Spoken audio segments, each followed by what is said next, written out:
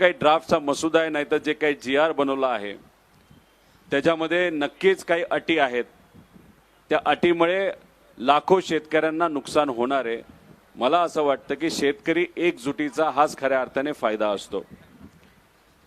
आता याच्यात ते सांगत असताना त्यांनी सांगितलं की जर कर्जमाफी सरसकट दिली तर बँकिंग सिस्टमला अडचण होईल। 2014 पासून आतापर्यंत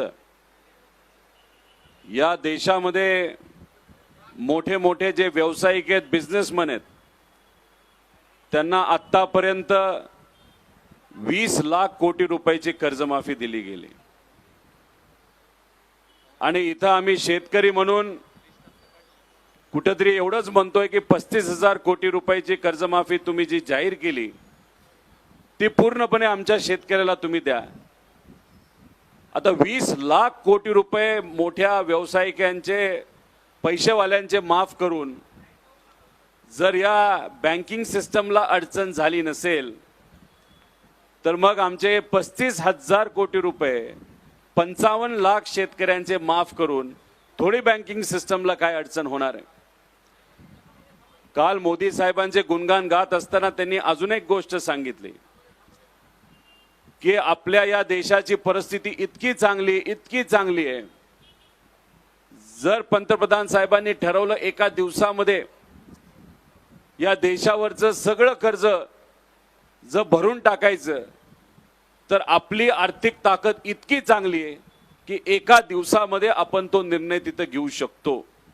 म्हणजे त्याचा अर्थ एका बाजूला शेतकऱ्याला न्याय देण्यासाठी आम्ही जेव्हा तुम्हाला म्हणतोय सरसकट कर्जमाफी द्या तेव्हा तुम्ही म्हणता बँकिंग सिस्टमला अडचण येईल, आणि दुसऱ्या बाजूला मोदी साहेबांची प्रशंसा करत असताना तुम्ही सांगताय की आपली आर्थिक परिस्थिती या देशाची इतकी चांगली आहे की या देशावर कितीही लोन झालं तरी ते आपण भरून काढू शकतो। म्हणजे हा विरोधाभास आहे असं आपल्याला म्हणावं लागेल।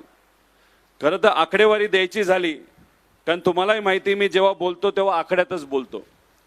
2014 मध्ये या देशावर, पूर्ण देशावर 56 लाख कोटीचं कर्ज होतं, आणि आता या देशावर गेल्या 10 वर्षामध्ये 210 लाख कोटीचं कर्ज झालेलं आहे। आणि तुम्ही म्हणता की मोदी साहेब आणि त्यांनी हे जे सरकार चालवलेलं आहे त्याच्यात इतकी ताकद आहे, हे 200 लाख कोटीचं कर्ज एका दिवसात तुम्ही भरू शकता। आमचं एवढंच म्हणणं आहे 200 लाख कोटीचं कर्ज तुम्ही काय भरू नका, पण आमच्या शेतकऱ्याचं 35,000 कोटी रुपयाचं कर्ज तुम्ही भरा आणि सरसकट कर्जमाफी तिथं आम्हाला शेतकऱ्याला द्या। मी सातत्याने, आणि खरं तर आता नवले साहेबांनी सुद्धा आपल्या सर्वांना GR बद्दल सांगितलं, याच्यामध्ये अटी आहेत आणि त्या अतिशय घातक आहेत। त्या अटी काढणं फार महत्त्वाचं आहे। 2019ला जी कर्जमाफी झाली होती त्या कर्जमाफीला ही कर्जमाफी तुम्ही जोडत असाल तर 2019ला 48 लाख शेतकऱ्यांनी त्या कर्जमाफीचा लाभ घेतला होता। त्या कर्जमाफीचा लाभ जर 48 लाख शेतकऱ्यांनी घेतला असेल तर साधा तुम्हाला मला प्रश्न आहे, तर या कर्जमाफीमध्ये या 48 लाख शेतकऱ्यांवर अन्याय होणार का नाही होणार? 100% होणार। आणि अन्याय कसा होणार? तर 2 लाखापर्यंत कर्जमाफी या सरकारने जी जाहीर केली त्याच्यामध्ये ही 19ची अट असल्यामुळे ते म्हणतात 50,000 पर्यंत ज्या लोकांनी 19चा फायदा घेतलेला आहे कर्जमाफीचा त्या शेतकऱ्यांना फक्त 50,000 पर्यंतच हे सरकार तिथं मदत करणार आहे। आमचं म्हणणं आहे एवढीच अट काढा। मग काय होणार आहे? ज्या शेतकऱ्याची 2019ला कर्जमाफीचा फायदा घेतलाय त्याचा आता जर 1.5 लाख रुपयाचं कर्ज असेल तर या GR प्रमाणे फक्त 50,000 रुपयाचा फायदा त्यांना मिळणार, पण त्याच्यासाठी आधी त्यांना 1 लाख रुपये भरावे लागतील खिशातून। पैसे एवढे शेतकऱ्याकडे आज नाहीत। आज जवळपास आमच्या रणधीर 50,000 सावरकरांच्या नेतृत्वात आमचं म्हणणं ही अट महायुतीचे सर्व आमदार मला भेटले। 1.5 लाख रुपये आणि त्यांनी सगळ्यांनी मागणी केली की ही 50,000ची अट तुम्ही काढून 2 लाख माफ होणार। त्यावेळी त्यांनाही मी आकडेवारी दाखवली तर तिथं 2 लाख माफ होणार, 50,000 त्यांना सांगितलं भरू। खरं तर नवले साहेब की शेतकरी अट संघटनेचं मत आहे काढल्याने की आमच्यावर जेवढं 3-4 हजार केवढं खर्च कोटीचा आमच्या भूर्दंड शेतकऱ्यांना येईल. असेल तेवढं तुम्ही माफ करा. अरे येईल असं नाही, ही 4,000 महत्त्वाची कोटीचा आहे, मागणी आहे. 5,000 कोटीचा आहे. सरकार या बाबतीत काय करेल पण हे आपल्याला सांगता येणार नाही. शिस्तीचा भाग म्हणून पण मी आणलेली सरकारच्या आहे. हातामध्ये हा मसुदा त्यांना दाखवलं असेल, की हा समजा GR असेल, 1 लाखापर्यंत या नेली. 2 अटी तरी काढा. तर 2 लाख शेतकरी असे त्याच्याबरोबर राहतात दुसरी अट जी आहे ते की रेग्युलर कर्ज ज्यांच्यावर भरणाऱ्या शेतकऱ्याची त्या ठिकाणी त्यांना याचा फायदा 2017 मिळत नाही. कर्जमाफी झाली तेव्हा रेग्युलर पण भरणारे तरी शेतकरी देखील किती होते? सगळ्यांचं 14.5 मत लाख. होतं जेव्हा की 2 लाख 2019 शेतकरी का कर्जमाफी झाली तेव्हा हे शेतकरी किती होते? तेव्हा त्याच्याकरता 14 लाख. शेतकऱ्यांमध्ये अशी आता भावना तुम्ही होईल की म्हणताय कोणाला 23 ठेवलं लाख आणि आहेत. कोणाला वगळलं. 23 लाख आकडा कुठून आणला तुम्ही? त्यामुळे हे रेग्युलर मी भरणारे आर्थिक शेतकरी शिस्त 23 सांगत लाख होतो. कुठंच नाहीयेत. आणि आणि याच्यात ते लोक तुम्ही अट मला काय टाकली? ते सांगत होते 25, की आपण 26 व्यापक जे विचार वर्ष केला झालं. पाहिजे.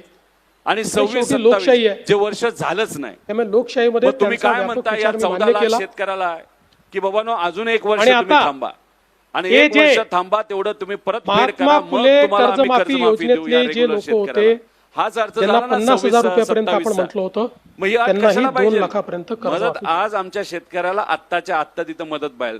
त्यामुळे या आणि 2 अटी काढणं आमच्या सर्वांसाठी महत्वाचं त्यासोबत आहे. त्यामुळे मला सरकारला एवढं 26-27 चा जो नियम आहे करणार नाही, आम्हाला टीका तोही करायची नाही. वगळण्यात येईल. नक्कीच जे पद महत्वाचं असतं ते मुख्यमंत्री पद असतं.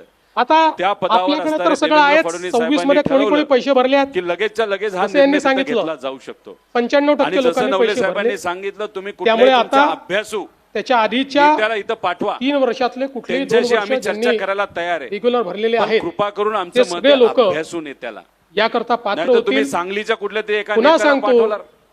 पहिल्यांदा नाही तर राज्य सरकारने हा निर्णय पालकमंत्र्याला घेतलाय. पाठवणार. यापूर्वी त्यांचा अभ्यास कधीही किती असा याचा निर्णय अंदाज झालेला आम्हाला नाही. आहे. त्यामुळे तुमच्यातले जे अभ्यासू नेते बावनकुळे साहेबांना पाठवा, कृषी मंत्री साहेबांना पाठवा, रावळ साहेबांना पाठवा, मुख्यमंत्री साहेब स्वतः हुशार आहे, एकनाथ शिंदे साहेब, अजितदादा पक्षाच्या सुनेत्रा काकी आहे, अशा कोणातरी विचारवंत नाता अभ्यासू लोकांना आमच्याकडे पाठवा. आम्ही त्यांच्यावर बसतो. कसे आकडे चुकीचे आहेत जे तुम्हाला अधिकारी सांगतात हे आम्ही तिथे सिद्ध करू.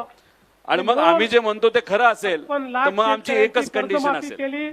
मग आमची कंडिशन जी शेतकरी संघटनेची आहे ती कंडिशन आम्ही म्हणतो हे आकडे बरोबर आहेत आम्हाला माहिती आणि याच्यावर जर आपण कुठेतरी अभ्यास करायचा नाही तर युक्तिवाद करायचं ठरलं आणि जर आमचे आकडे बरोबर निघाले तर मग आमच्या शेतकऱ्याला सरसकट कर्जमाफी तुम्हाला द्यावी लागेल. ज्याच्यावर 10 लाखाचं कर्ज आहे त्याचं सुद्धा तुम्हाला तिथं माफ करावं लागेल. हे आमचं ओपन चॅलेंज आहे. 50,000 रुपये जमा आहे का हिंमत चॅलेंज घेण्याची? जर ही चॅलेंज घेण्याची हिंमत आपल्यात नसेल तर फक्त एकच विनंती या सरकारला की कृपा करून फक्त 2 अटी काढा. मागण्या वाढत जाणार आमच्यापर्यंत आतापर्यंत 4-5 शेतकरी वेगळ्या वेगळ्या संघटना त्यांच्या मागण्या इथं आलेल्या आहेत. आमच्याकडे कोळी बांधवाची पण मागणी आली. त्यांना 140 रुपयाला आता पेट्रोल डिझेल घ्यावं लागतं. 140 रुपयाला परवडणार नाही. कर्नाटकामध्ये 70 रुपयाला दिलं लागतं, त्या बोटीला लागतं मासे पकडायला. आता त्यांना सुद्धा शेतकऱ्यांमध्ये टाकलेलं आहे. त्यांची मागणी आमच्यापर्यंत आली. काही अशा बँका आहेत त्यांना तिथं मदत होत नाही, त्यांची मागणी